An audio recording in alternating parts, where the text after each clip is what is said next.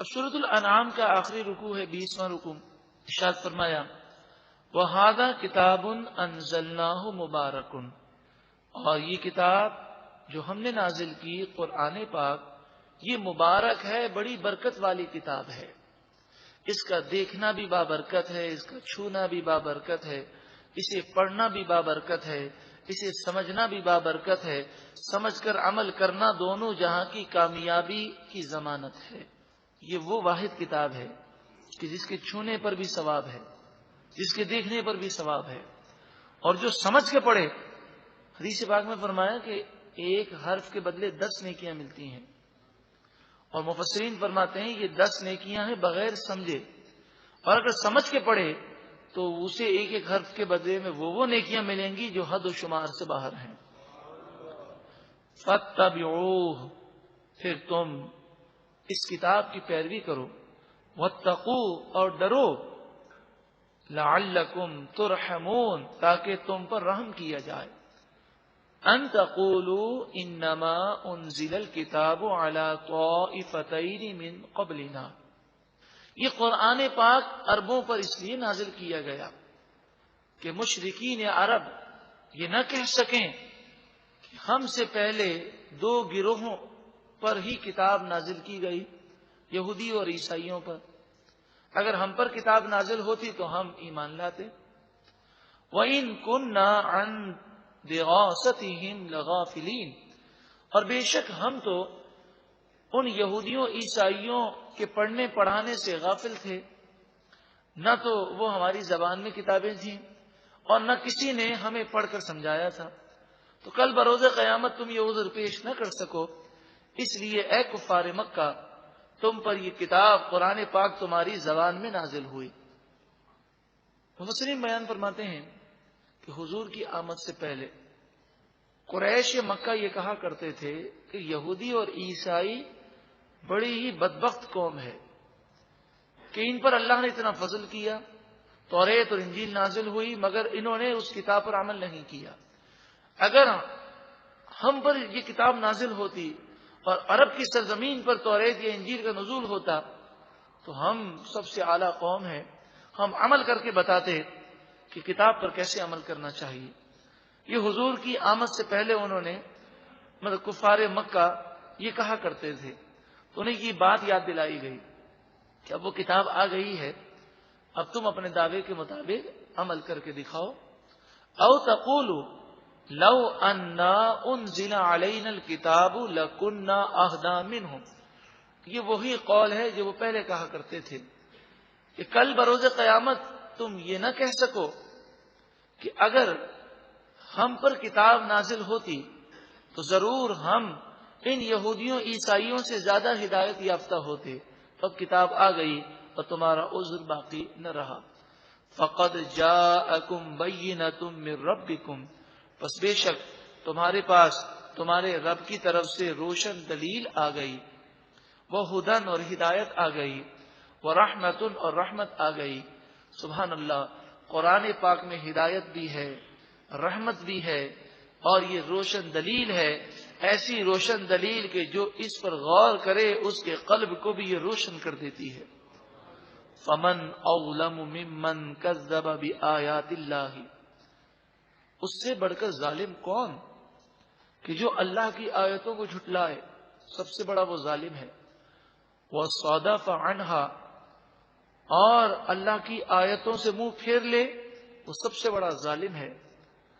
سنجزی الذین یصرفون عن آیاتنا سوء العذاب، ان قریب ہم ان لوگوں کو سخت عذاب دیں گے جو ہماری آیتوں سے منہ پھیرتے ہیں. بما کانوا یصرفون، اس وجہ سے کہ وہ ہماری آیتوں سے منہ پھیرا کرتے تھے. ہدایت آ چکی. نبی اکرم صلی اللہ علیہ وآلہ وسلم کے معجزات شیخ عبدالحق محدث دہلوی رحمۃ اللہ تعالی علیہ، جنہیں یہ شرف حاصل ہے کہ آپ مدرس مکۃ المکرمہ ہیں. آپ درس حدیث حجاز میں دیا کرتے تھے، اور شیخ عبدالحق محدث دہلوی کو یہ شرف حاصل ہے کہ حضور کے روزے پر حاضری دیا کرتے تو آپ کو حکم ہوا کہ ہند جاؤ اور میری حدیث کی خدمت کرو. تو آپ نے عرض کی یا رسول اللہ صلی اللہ علیہ وسلم میں یہاں آپ کے روزے پر آتا ہوں, ہند جا کر میں پھر کیسے آؤں گا یہاں پر, اور بار بار آپ کی خدمت میں حاضری کیسے دوں گا؟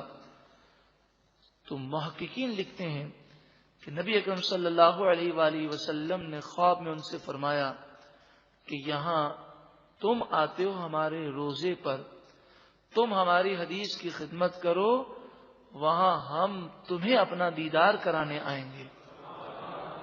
تو آپ نے 100 مرتبہ سے زائد محدثین بیان فرماتے ہیں کہ نبی اکرم صلی اللہ علیہ وآلہ وسلم کی زیارت فرمائی. بلکہ محققین کی ایک رائے تو یہ ہے کہ شیخ عبداللہ محدث دہلوی رحمت اللہ تعالی علیہ روزانہ نبی اکرم صلی اللہ علیہ وآلہ وسلم کی زیارت کیا کرتے تھے.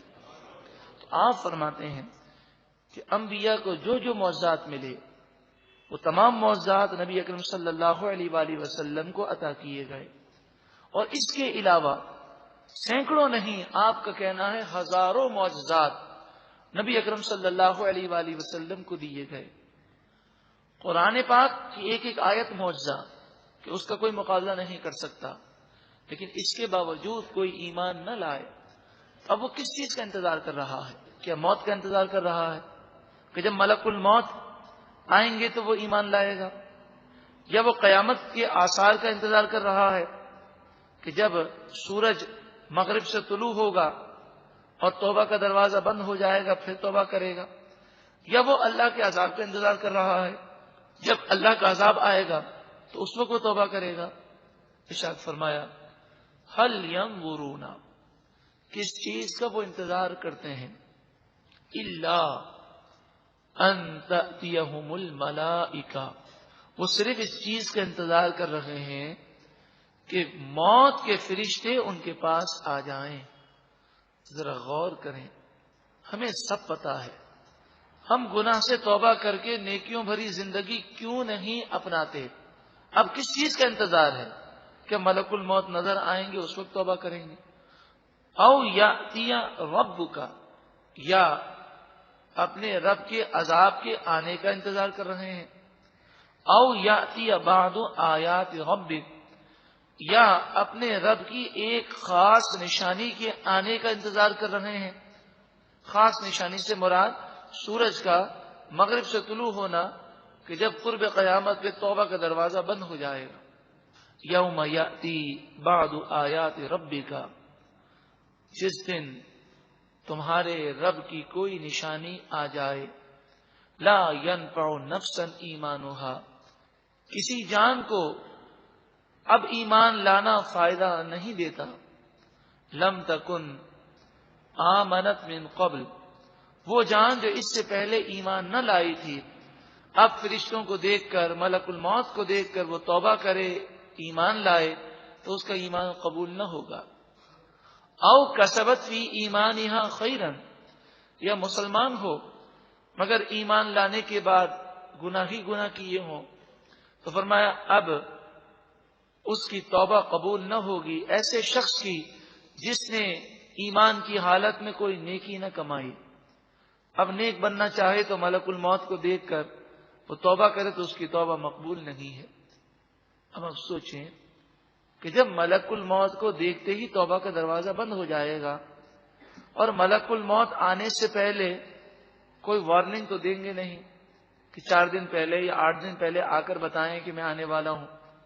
اچانک آتے ہیں. بعض لوگ محفل میں بیٹھے ہوتے ہیں, ہمیں نہیں پتا ہوتا اس کے سامنے ملک الموت آئے ہوئے ہوتے ہیں. جب اس کی گردن دوسری طرف گر جاتی ہے اور اس کا جسم گرتا ہے تو محسوس ہوتا ہے کہ اوہو اس کی تو روح نکل گئی. تو ہمیں نہیں معلوم کہ ہم کس حالت میں ہوں اور ہمارے سامنے ملک الموت آ جائیں, پھر توبہ کا دروازہ بند ہو جائے.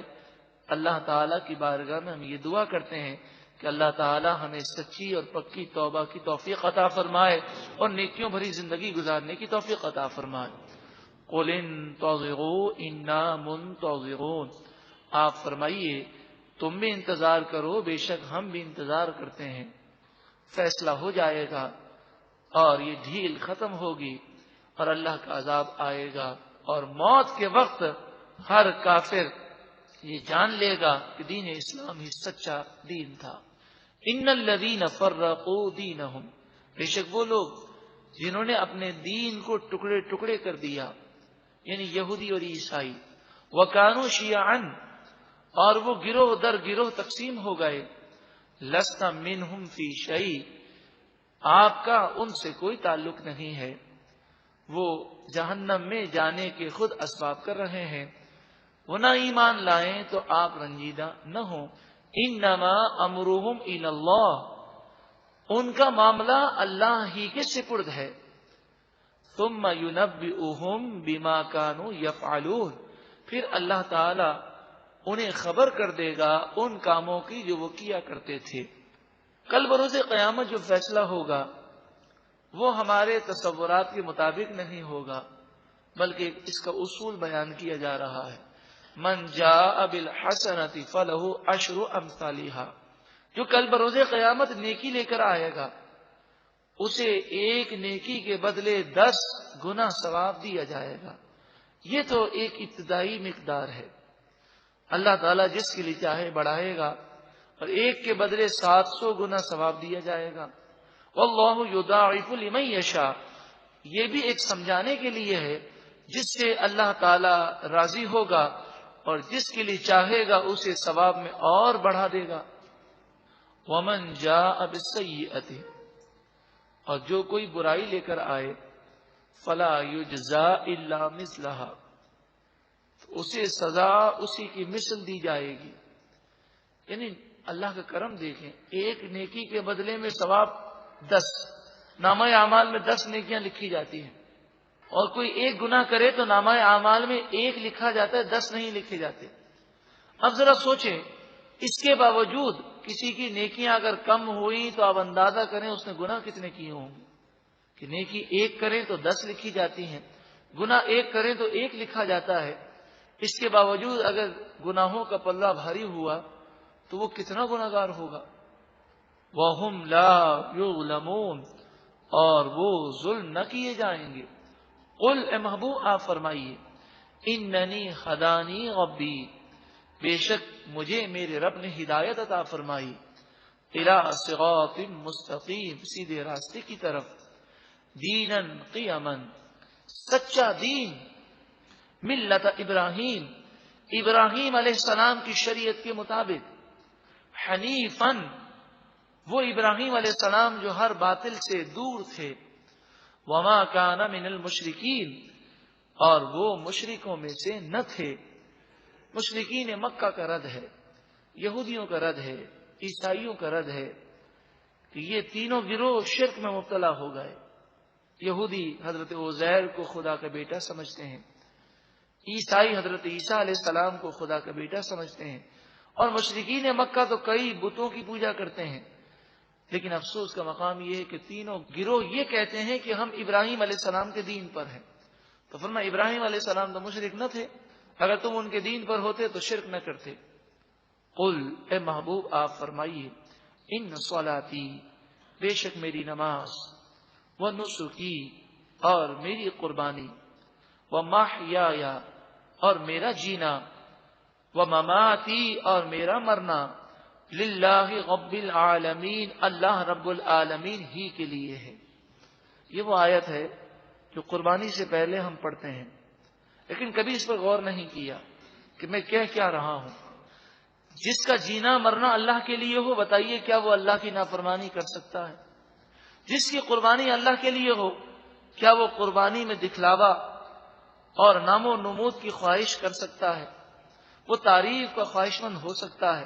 جس کی نماز اللہ کے لیے ہو، کیا وہ بے نمازی ہو سکتا ہے؟ کتنا پیارا درس ہے اس آیت کا تصور اور اس آیت کے معنی پر غور کرنا۔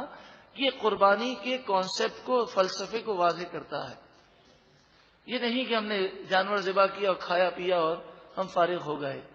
قربانی ایک کانسیپٹ ہے، ایک نظریہ ہے، ایک فلسفہ ہے کہ آج اللہ کے حکم پر جانور ذبح کرنے کا حکم ہوا تو میں جانور ذبح کر رہا ہوں، تھوڑی سی مالی قربانی دے رہا ہوں، اور جب میرے رب کا حکم ہوا تو میں اپنی جان بھی قربانی کے طور پر پیش کرنے کو تیار ہوں، اپنا وقت دینے کو بھی تیار ہوں، اپنی اولاد بھی میری نظر میں اللہ کے حکم پر فوقیت نہیں رکھتی۔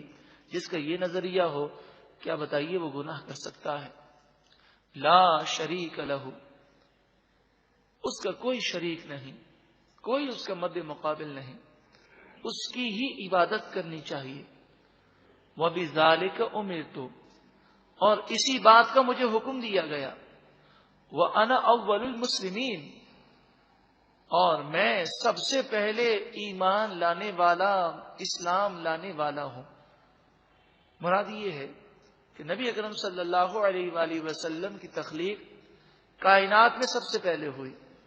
حدیث صحیح جو امام بخاری علیہ رحمہ کے استاد محترم نے اس حدیث کو روایت کیا مصنف ابن عبد الرزاق میں، تو آپ نے واضح طور پر اس حدیث پاک میں لکھا کہ نبی اکرم صلی اللہ علیہ وآلہ وسلم نے فرمایا، سب سے پہلے اللہ تعالی نے میرے نور کو پیدا فرمایا۔ تو ساری کائنات زمین و آسمان بعد میں بنے ہیں، اس لیے نبی اکرم صلی اللہ علیہ وآلہ وسلم سب سے پہلے اللہ کی معرفت حاصل کرنے والے ہیں۔ قل، اے محبوب آپ فرمائیے، اغیر اللہ ابغی ربا، کیا میں اللہ کو چھوڑ کر کوئی اور رب تلاش کروں؟ وَهُوَ رَبُّ كُلِّ شَيْءٍ، حالانکہ وہ ہر چیز کا رب ہے، پالنے والا ہے۔ وَلَا تَكْسِبُ كُلُّ نَفْسٍ إِلَّا عَلَيْهَا، جو جان برائی کرے گی اس کا نقصان اسی پر ہے، اسی سے حساب لیا جائے گا۔ وَلَا تَزِرُ وَازِرَةٌ وِزْرَ أُخْرَى، کوئی گناہ کا بوجھ اٹھانے والی جان کسی دوسرے کا بوجھ نہیں اٹھا سکے گی۔ اس آیت کریمہ کا شان نزول یہ ہے کہ حضرت عبداللہ بن عباس رضی اللہ تعالی عنہما فرماتے ہیں، ولید بن مغیرہ نے یہ بات کہی، اے محمد صلی اللہ علیہ وسلم، آپ بت پرستی کریں، ہمارے بتوں کو سجدہ کر لیں، اور اگر کوئی گناہ بھی ہوا تو میں ذمہ داری لیتا ہوں، یہ گناہ میری پیٹھ پر ہوگا، آپ گناہ سے بری ہیں۔ تو اس پر آیت کریمہ نازل ہوئی کہ گناہ جو بھی کرے گا وہ ضرور پکڑا جائے گا۔ یہ نہیں ہو سکتا کہ گناہ کوئی کرے اور اسے گناہ نہ ہو، اس کا گناہ دوسرے کو ہو۔ اس سے ان لوگوں کو عبرت حاصل کرنی چاہیے کہ جو اپنی اولاد کو یہ کہتے ہیں کاروباری معاملات میں کہ جھوٹ بول، یہ نکلی کو اصلی بتا کر بیچ، اور اگر بیٹا سمجھدار ہو کہے کہ ابا میں جھوٹ نہیں بولوں گا، تو باپ کہہ دیتا تو جھوٹ بول لے، جو بھی گناہ لکھا جائے گا میں اس کی ذمہ داری لیتا ہوں۔ ایسا نہیں ہو سکتا۔ ہاں یہ ضرور ہوگا کہ بیٹے نے جھوٹ بولا تو اسے جھوٹ کا گناہ ملے گا، لیکن چونکہ باپ نے ترغیب دلائی تو باپ کے نامہ اعمال میں بھی جھوٹ کا گناہ لکھا جائے گا، لیکن بیٹا بری و ذمہ نہیں ہو سکتا۔ اس طرح جس کے کہنے پر جتنے لوگوں نے گناہ کیا، اور اگر گناہ جاریہ اس نے شروع کر دیا کہ مرنے کے بعد بھی گناہ کا سلسلہ جاری ہے، اور گناہ کی راہ پر کسی کو لگا دیا، ناجائز بزنس کی راہ دکھا دی، تو جب تک وہ گناہ کرتا رہے گا قبر میں بھی اس کے نامہ اعمال میں گناہ پہنچتے رہیں گے، لیکن گناہ کرنے والے کے گناہ میں کوئی کمی نہیں ہوگی۔ ثم الی ربکم مرجعکم، پھر تم اپنے رب کی طرف لوٹائے جاؤ گے۔ فینبئکم بما کنتم فیہ تختلفون، پھر وہ تمہیں خبر دے گا ان تمام باتوں کی جس میں تم اختلاف کیا کرتے تھے۔ وَهُوَ الَّذِي جَعَلَكُمْ خَلَائِفَ الْأَرْضِ، وہی ہے ذات جس نے تمہیں زمین پر خلیفہ کیا۔ یہاں خلیفے سے مراد یہ ہے کہ پچھلے لوگ چلے گئے، ہم ان کی جگہ پر ہیں۔ جس طرح وہ چلے گئے ایک دن ہم بھی چلے جائیں گے، پھر ہماری نسلیں یا آنے والی قومیں وہ ہماری جگہ ہوں گی۔ ہو سکتا ہے کسی کا بنگلہ اور کسی کا بینک بیلنس وہ موجود رہ جائے اور وہ چلا جائے، اب دوسرا اس کا خلیفہ بن جائے، نائب بن جائے، وارث بن جائے۔ تو یہ تو دنیا کا نظام ہے کہ لوگ چلے جاتے ہیں، پھر آنے والے اس چیز کو سنبھال لیتے ہیں۔ لیکن انسان کو چاہیے کہ وہ اپنا حصہ نکال لے۔ حدیث پاک میں فرمایا کہ تم میں سے کوئی یہ پسند کرتا ہے کہ وہ مال جو اس کا اپنا ہے وہ زیادہ پسند کرتا ہے کہ کسی دوسرے کا مال وہ زیادہ پسند کرتا ہے؟ تو صحابہ نے عرض کیا کہ ہم تو اپنے مال کو زیادہ پسند کرتے ہیں، دوسرے کے مال کو ہم کیوں پسند کریں گے؟ تو آپ نے فرمایا کہ تمہارا حال تو یہ ہے، مسلمانوں سے فرمایا کہ تمہارا حال تو یہ ہے کہ تم اپنے مال سے زیادہ دوسرے کے مال کو پسند کرتے ہو۔ پھر آپ نے اس کی وضاحت فرمائی کہ دیکھو تمہارا مال تو وہ ہے جو تم نے کھایا اور ختم کر دیا، جو پہنا اور پرانا کر دیا، اور حقیقی مال تو وہ ہے جو تم نے اللہ کی راہ میں بھیج دیا۔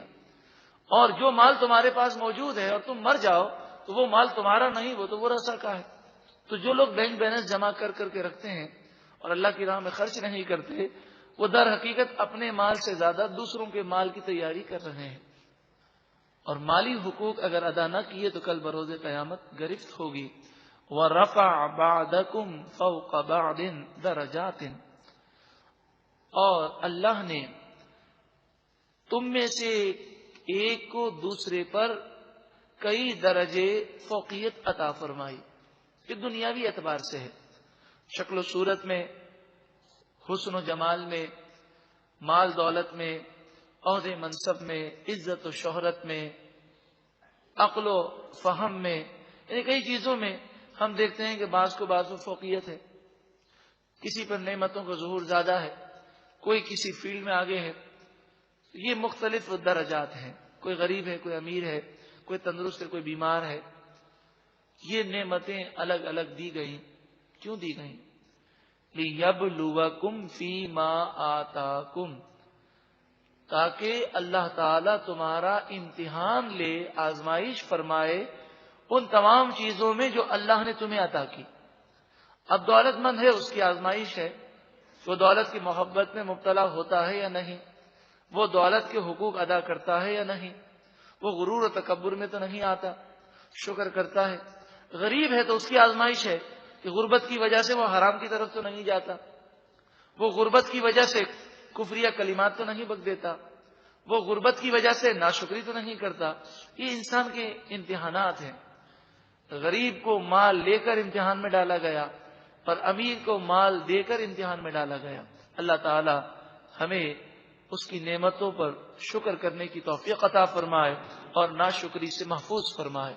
ان ربک سریع العقاب، بے شک آپ کا رب جلد حساب لینے والا ہے۔